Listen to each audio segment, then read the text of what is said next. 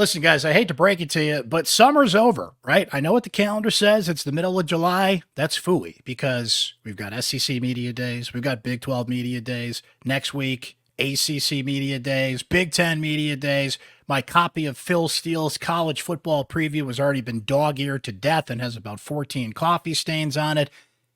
There's so much discussion about college football, both what we anticipate to happen on the field and, of course, the big issues off of it that seem to come up a lot this time of the year. Realignment in the ACC and perhaps other conferences. Private equity is now something that is a big discussion in college sports. Makes me wish I paid more attention in economics class. NIL, transfer portal, of course, right?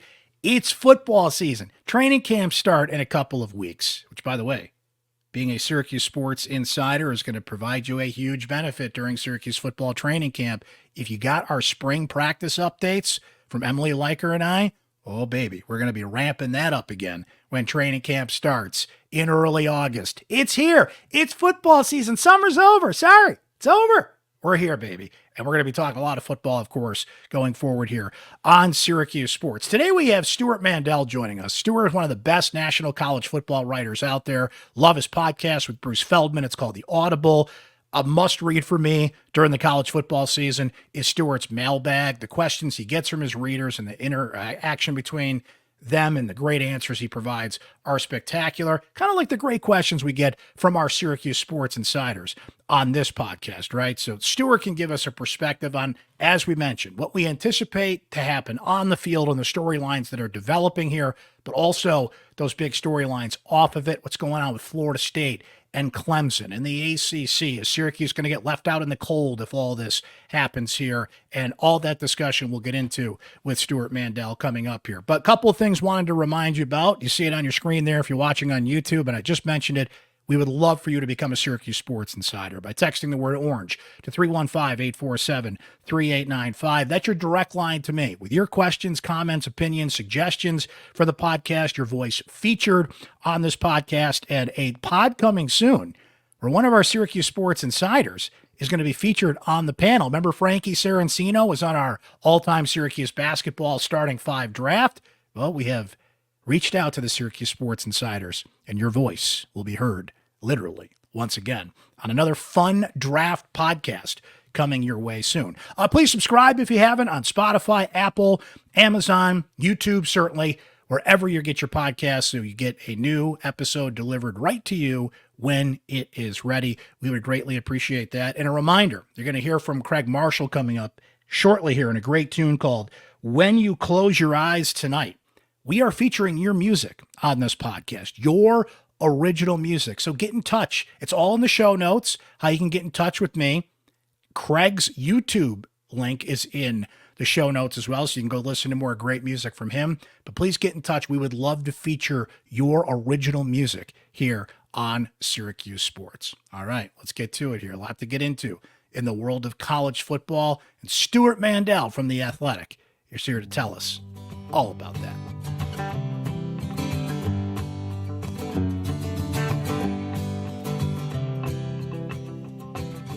Here you are in front of me, a cup of tea, blue skies, wondering what you'll see when you close your eyes tonight.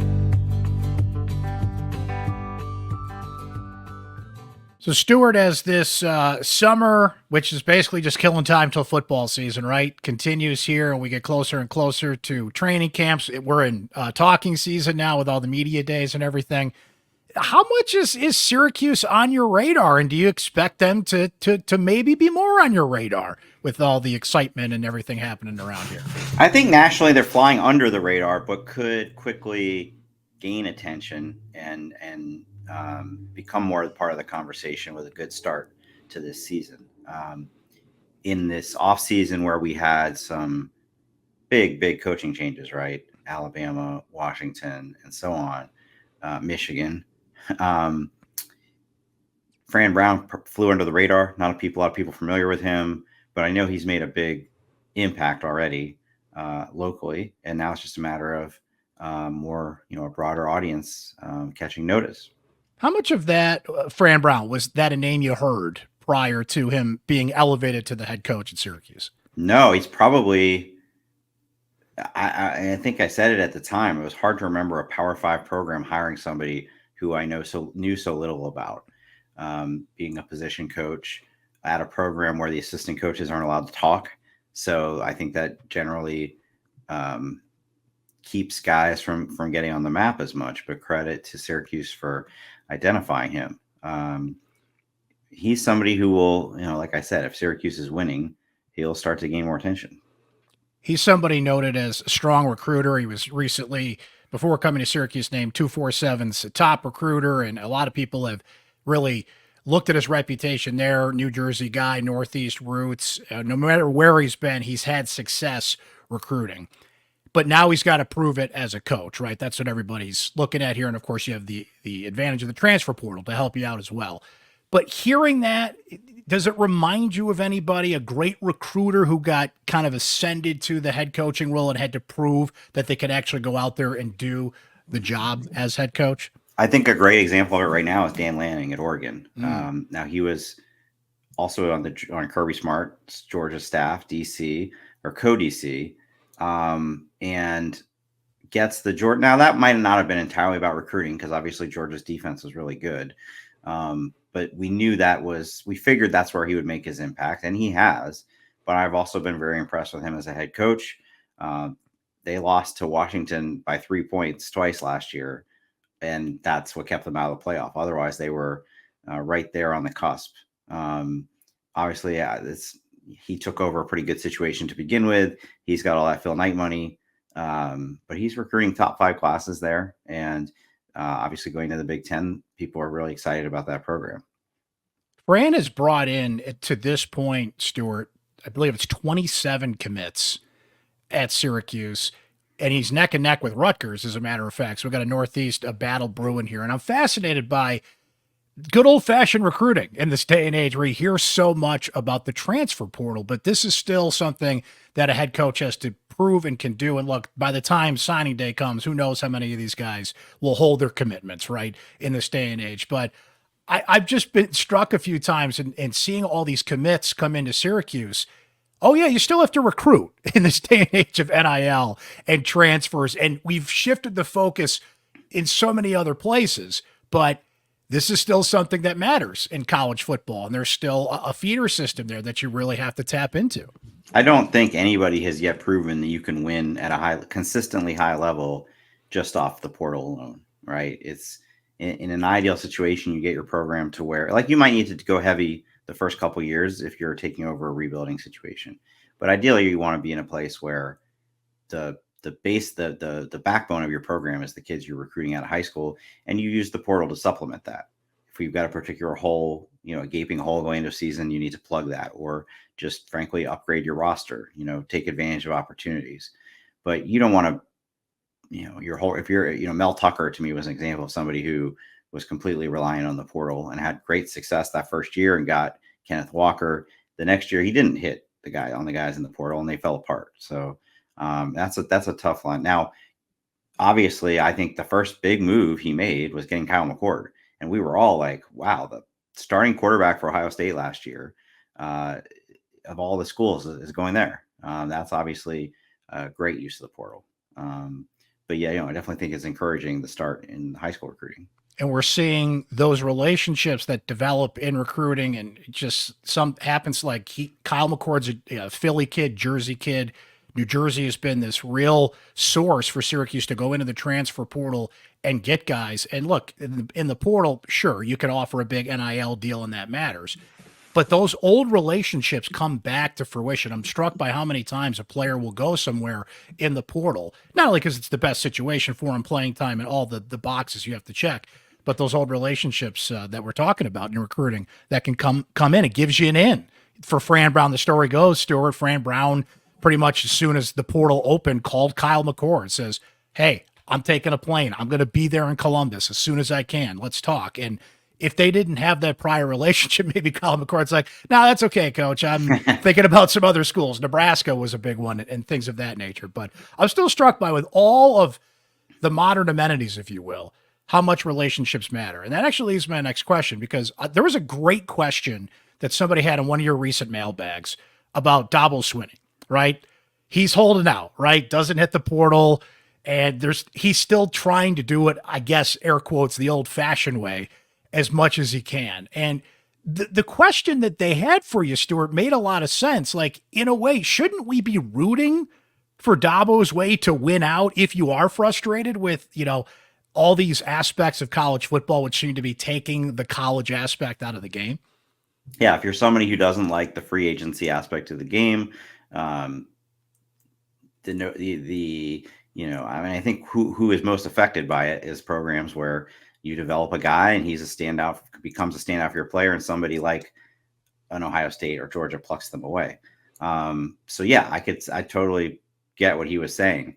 I just don't think it's realistic that he's going to go back to winning national titles or contending for national titles without using the portal, because all the teams he's competing with are. So, and not, again, like Georgia's a great example. They're Kirby Smart recruits, at an exceptionally high level, and he supplements it here and there with portal kids. And that's all Clemson should be thinking of doing. I don't think they need to sign 20 transfers in a given year, but to think that you're just going to hit on all your high school recruits, which they did, during that great run. But to do it, and then some of them are going to transfer. You're going to lose some of them, and you're going to have to backfill them. And right now, Clemson's in a situation where they went 4-4 in the ACC last year. It wasn't a great roster, and that's a situation where you would think they would need to go out and upgrade a receiver or any number of other positions. So, can they be better than last year? Sure. But he set the bar for 5 or 6 years, playoff team, national title contender. And he's kind of trying to do it now with one hand tied behind his back. You can root for it. I just don't know how realistic it is. So obviously Clemson and FSU making a lot of noise here in ACC realignment. And I do want to get to that, but I want to start here that will help us cross the bridge. You and Bruce Feldman recently had Big 12 Commissioner Brett Yormark on your podcast, The Audible, which people should download and listen to and certainly check out. I'm fascinated by him, how he's running the league, the Big 12's role in this, as he has said before, and he explained this to you guys a little bit on the pod, how they're kind of open for business, right? But the thing I'm most intrigued by, Stewart, is this role that private equity is going to play in college sports now, which makes me wish I paid a lot more attention in economics class for a myriad of reasons, right? That was my big takeaway from your conversation, and just we keep hearing more and more of this. So first I want to ask you, what was your big takeaway from your conversation with Brett, and was that part of it? It was the first chance I'd had to talk to him in a I guess 2-on-1 situation, as opposed to press conferences and whatnot. Right. And he really speaks an entirely different language than any other commissioner, or frankly, most anybody else in college sports. He's a businessman. He comes from the pro sports background. He kind of talks like a Wall Street guy.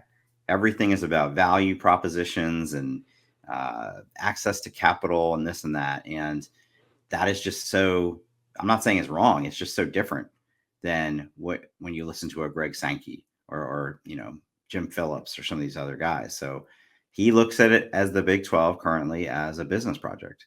It's clearly they're trying to play catch up. They're trying to, this is a league that was in danger of falling apart when Oklahoma and Texas left.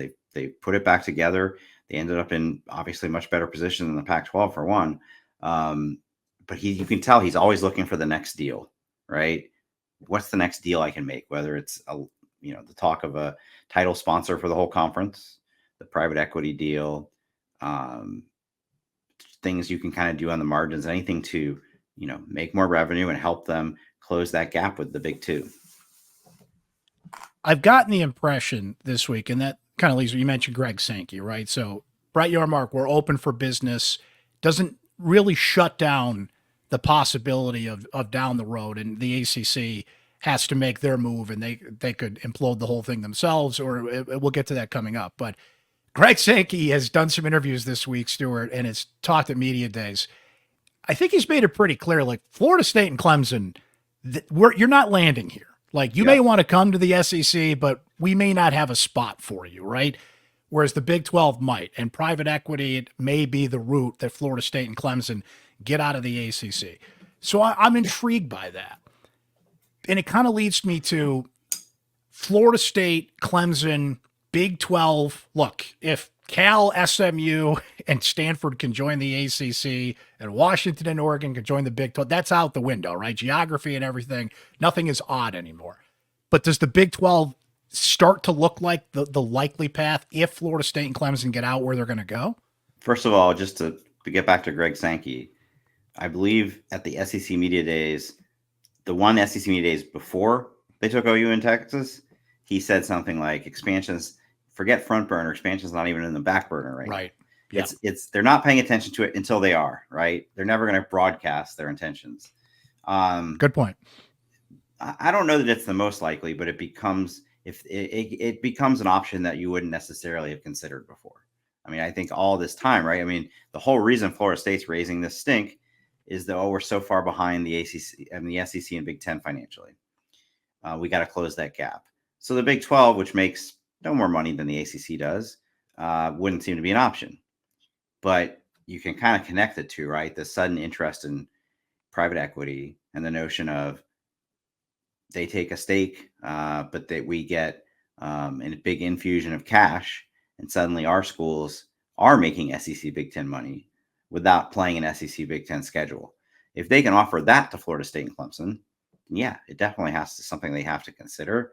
It's not obviously their preferred landing spot. I think the SEC and Big Ten are absolutely, but at least he's trying to nudge them in the conversation. Now, I don't know if his president's, it's a tall ask. While private equity is a big part of pro sports, nobody's gone there in college yet. And in many ways, it's not a good match. I mean, private equity people, we know their only goal in it is profit. They have no delusions of we're going to help them improve their academics or be part of the campus experience, all the things that lifelong college people talk about. It's how do we make a profit? How do we get a return on our investment? And I think that scares a lot of very, college presidents who don't talk like that. But he's already won a lot of points with them. He convinced them to go after the Four Corner schools, and they got him. Just the TV deal he got them was much better than expected. So we'll see if he, I know he wants it. Like, he doesn't hide from it in our interview, but that doesn't mean his board is there yet. Stewart, there's dates that get thrown around a lot in the ACC discussion, and 2036 is the one that comes up the most because that's when the grant of rights in this contract is over. But as you wrote recently, maybe February 2025 should be one we talk about more. That's when ESPN has what's called a look-in their contract with the ACC. And that's basically, correct me if I'm wrong, ESPN saying we want to continue as is, or maybe we're going to change this thing up. And if they do change this thing up, as you put it, maybe we have chaos in the streets, right? There's lawsuits out there too, which could throw anything for a loop. So we have to note that here. But how important do you think right now that look in February 2025 is for the ACC? Extremely important, because there is a scenario where they just say, we're out of here. Like, the ACC is not worth our time and money. Or it's probably not that dramatic, right? But like, we want to renegotiate the terms or something like that. And if that happens, Florida State and Clemson are gone tomorrow, right? Because suddenly the amount of, I believe you probably know better, like the amount that they are supposedly having to pay back to the is based on the TV revenue. Also, I would think, before, if I'm Florida State and Clemson, I want to figure out a way to get out before that February 25 in case the opposite happens. Right. They're like, we're recommitting, we're in. Now you're still back where you were before, stuck until 2036, unless you win a lawsuit or get a settlement. But, I don't think anybody at this point thinks those two schools are going to be in the ACC for another 12 years. It's just Florida State in particular, I think, has made it untenable to have a school that is so openly undermining your league, disrupting league business. Now they're going to have to share the TV deal, this very secretive TV deal. They forced them to go public with it. We'll see how redacted that is or isn't. just not a good partner. And so I think they'll be out. It's just a question of, will it be months from now, years from now? Will it be because they want a lawsuit or because the ACC negotiated a settlement with them? I always think back to when Maryland left for the Big Ten. They fought over what the exit fee was supposed to be, and they eventually negotiated a settlement that was about halfway, midpoint of what they had owed. And I think that's how the Florida State Clemson thing eventually ends. We talk a lot about Florida State and Clemson, and rightfully so, as some leaders in college football and others have put it in recent days. They've been disruptive partners in the ACC, and I agree with you. One way or the other, they're going to find a way out. Should we talk more, though, about North Carolina and Virginia, just to name a couple? Because it seems to me those are markets that the Big Ten and or the SEC would want to get into, which they're currently not. And one thing I'm fascinated by, Stewart, and it comes up a lot, even though college athletics is becoming more and more like professional athletics, we hear so much about the Association for American Universities, right? And if the Big Ten in particular wants you to come in, they like you to be in this club. Well, Florida State and Clemson are not. And Virginia and North Carolina are. So I feel like we certainly have to pay attention to what Florida State and Clemson want to do. But should North Carolina and Virginia start knocking on the door, that's when I think people that want to see the ACC forge ahead really start to get nervous. And understandably so. I mean, Jim Delaney always wanted UNC. He never was able to quite pull it off, but times have changed. But I would also say that I think I don't buy the assumption that these two conferences are just going to keep getting bigger and bigger and bigger, because at some point they're not a conference anymore. And also the TV networks are not an ATM. And we saw that with the Pac-12 most dramatically. The idea that, first they got, the reason they were able to say Big Ten was able to get Oregon and Washington is Fox pitched in just enough on top of their existing deal so that they could join at half price. That's right. The notion that, let's say North Carolina goes to let's say North Carolina goes to the SEC, wants to be in the SEC or vice versa. That requires ESPN paying more to show their games than they do currently. Does North Carolina, who makes, we'll say, $20 million a year in they're going to go to the SEC now, you have to pay them $40 million a year. These are companies that both of them, ESPN and Fox, are going through challenges. And it came time to get the NBA, right? ESPN shelled out the money, right? It's too important for them not to. But is North Carolina football that important to them? I don't think so. So at some point, that spigot runs dry. And even Florida State and Clemson, there's not a certainty that somebody wants to pay extra for them. I kind of think they would, especially maybe more so on the Big Ten Fox side. But this is just not going to go on forever we're going to go to 22 teams. So you pay up ESPN. I don't think it's going to work that way. You brought up a good point about the NBA and other ESPN has to pay $2 billion a year for the NFL. And it's now college football is up there on that list, given the ratings and the attention that it gets, but it's who you're paying for, right? They might pay that for Michigan, but are they going to pay that for North Carolina and the ACC? And it feels like we're starting to see that line developed here. I mean, if Notre Dame were to do the unthinkable and call up Tony Petitti tomorrow and say, we want to join the Big Ten, they would find that money in a heartbeat, right? They would, are they going to do that for UNC or Virginia?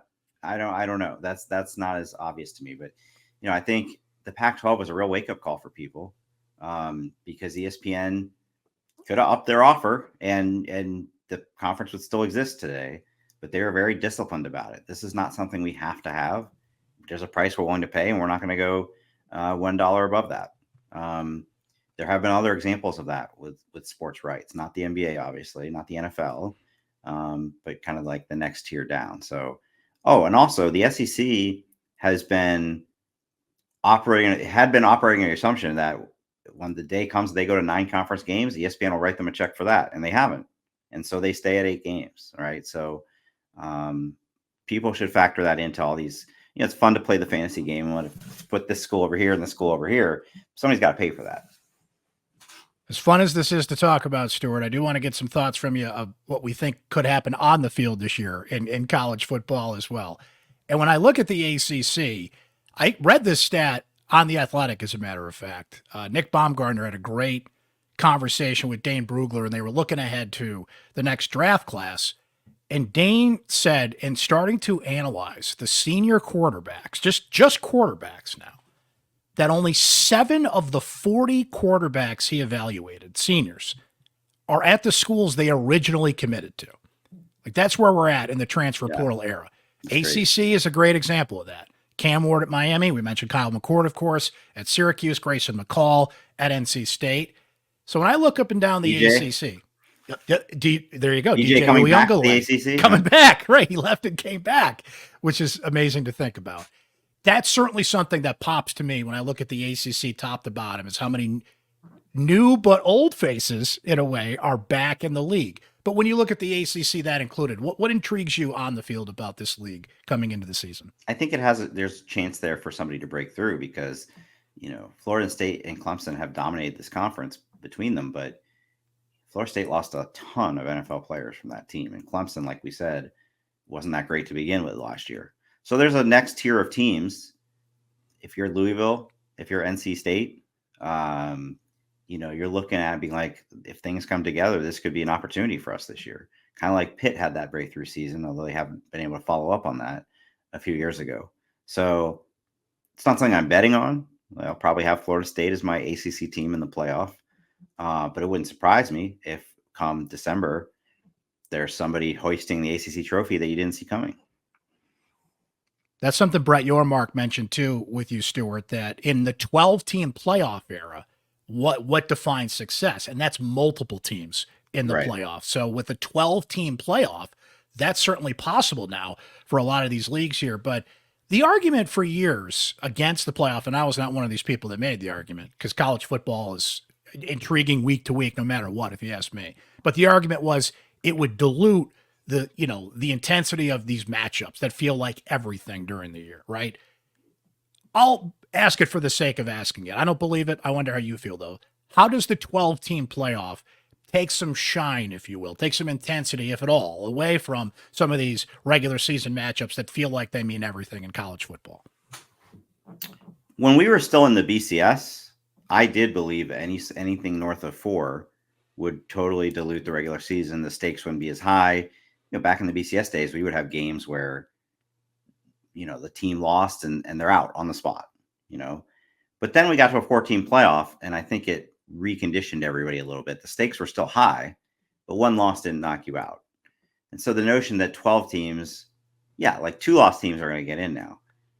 But I don't feel like college football regular season, if anything, college football's regular season, I think, got more exciting during the 4-team playoff era. And I think it'll be even more so coming forward. Now, yes, there is not going to be an October 15th game where the field goal goes through and that's it. That team's out of the playoff, right? Those days are over. But the scope, the pool of teams that are going to be in contention in November is something I think people, you'll have to live it to and experience it to really know it. But this sport in the 4-team playoff era, one of the reasons we're expanding is you would get to November and there'd be 6 teams left that had a shot. And so there were the number of games that had national relevance got pretty small by the time we got it. Now there were huge games, right? Ohio State, Michigan being, the kind of the annual example, but there just weren't that many of them. And, you tune into that Tuesday night show and they're trying to come up with something to debate, right? Because there weren't that many possibilities. So I just love the idea that we're going to get in November and you tune in on a Saturday. There might be 15 games where somebody has playoff implications for somebody, and not just in the Big Ten, the SEC, because we know at the very least the ACC and Big 12 champions are going to go to the playoff. A group of 5 teams is going to go to the playoff. You might find yourself, on the edge of your seat for a Coastal Carolina game in late November because the winner of this game is going to the playoff. So that's the part that really excites me. Last thing for me, Stewart. We haven't even seen the 12-team playoff, but you just said it. We need something to argue about and talk about and write about and get into here. Do you get a sense already, even before this thing has happened, like, are people good with 12 or like, we did it, we got to where we got to be? Or do you get the sense that sooner rather than later, they're going to be itching for 16 or 20 or whatever what's that interesting expansion is, would be? That has always been the history of college football. Whenever they would do something that people wanted to, like, I think the 14 playoff maybe lasted, it had like a 1 year honeymoon before people started calling for 8. But when it was floated earlier this year that the Big Ten and SEC might be pushing already for a 14-team playoff, there was backlash. We were like, no, you came up with it. We really like this system you came up with. Don't screw with it yet. And we'll see. I mean, somebody's going to be 13th place this year, and they're going to call for expansion. Like that is going to happen. But I do think they came up, to their credit, those 4 commissioners that came up with the format, came up with a very like perfectly symmetrical system. Because remember, nobody talked about 12. It was always 8. When are we going to get an 18 playoff? No, or 16. Nobody had ever mentioned 12. And when that first came out, it was like, really? 12? Why? And then you see the proposal itself, and it's kind of elegant. Like the top 4 get a bye, so you're playing for a bye. The middle 4 get to host a game, so you're playing for who's going to have home field advantage, and the bottom 4 just fighting to get in the playoff. And once you start messing with that, you lose some of that. So I'm glad to hear Rich Clark, the new executive director, said it at Media Days this week. No more discussion about possible expansion until at least January, until after this, we go through it once. And I would be surprised if they immediately turn around and change it again. Let's let this system play out a little bit. We don't know. Like, I think those first round campus games are going to be awesome. But we don't know yet. We haven't seen it in practice. So there's, the first year is going to be a lot to kind of like, it's going to be a test case for a lot of things that we've never done in college football before. And it's kind of crazy to think about it, that on December 20th or 21st this year, you're going to see a playoff game at the Big House or Bryant Denny Stadium, or, instead of at the Sugar Bowl. And I'm really interested to see how that works. Stewart, really appreciate your time and coming on with us here today. I hope to see you in Syracuse soon, because that means things are happening, and the Orange are they're in the playoff contention. Yeah, it means they're in the playoff conversation. Syracuse, Miami, last game of the year. Who knows? Could be for a bit in the ACC championship game, and maybe we're talking about bigger and better things here. That would be if that happens, it'd be the second straight year Kyle McCord is playing for a playoff spot. Good call. In the last game of the regular season. Good call. If the television programmers out there are listening, then you arrange that beautifully. Yeah. In the meantime, thank you so much. Always appreciate your insight. Love the mailbag and the podcast, and really appreciate you sharing your insight with us here on Syracuse Sports. We'll do it again down the road. Thanks for having me. Hey guys, thanks again for checking out Syracuse Sports. Don't forget to subscribe on Spotify, Apple, YouTube, wherever you get your podcasts, so new episodes get delivered directly to you. Our Syracuse Sports Insiders, keep it coming. The questions, the comments, the opinions, guests, topics, your opinions that you want heard on this very podcast, and more breaking news sent to you first. Training camp updates coming up with that starting. Yeah, summer's over, guys. In a couple of weeks.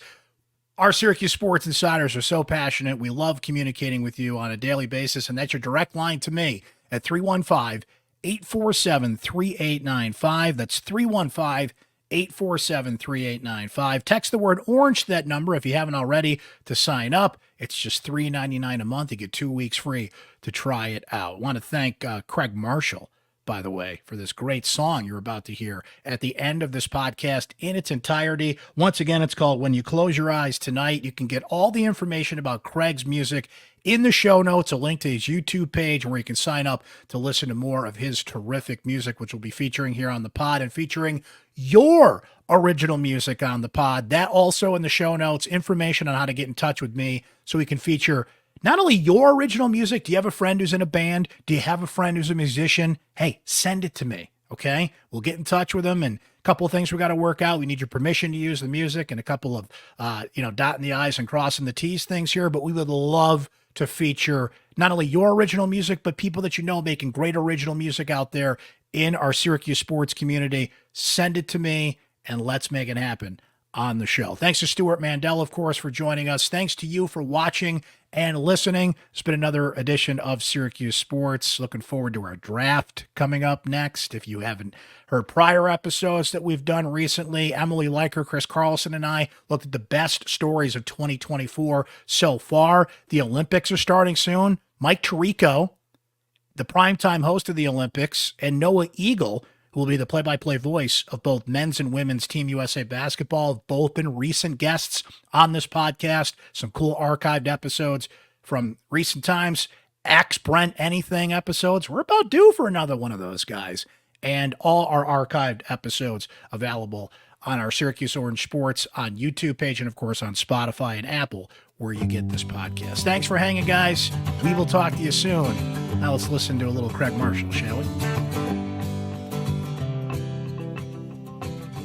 Here you are in front of me, a cup of tea and blue skies, wondering what you'll see when you close your eyes tonight. I've been here before, wanting your replies. So will you think of me when you close your eyes tonight?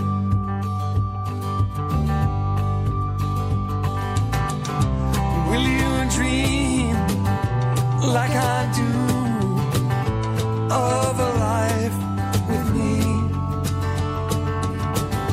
What would make it all come true?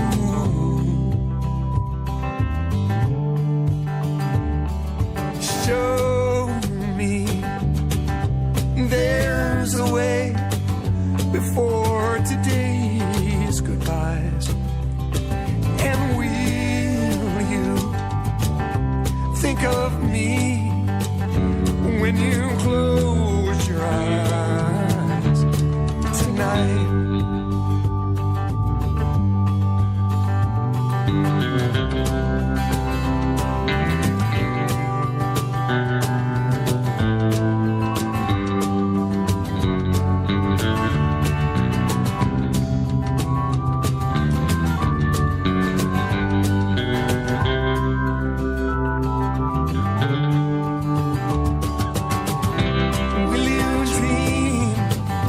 Like I do of a life with me. What would make it all come true?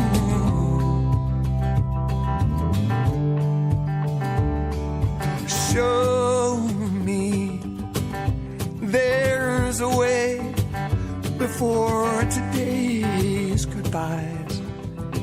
And will you think of me when you close your eyes? Will you think of me when you close